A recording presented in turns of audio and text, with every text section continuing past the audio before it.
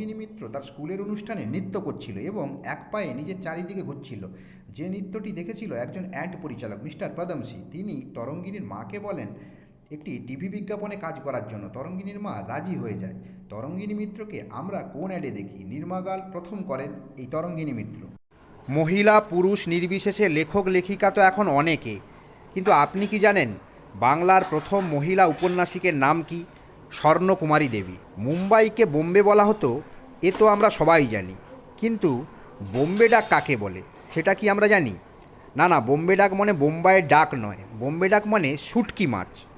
পল্টু তো অনেক স্বপ্নই দেখেছিল, কিন্তু বুলটি ওর ড্যাশ ধরিয়ে দিল।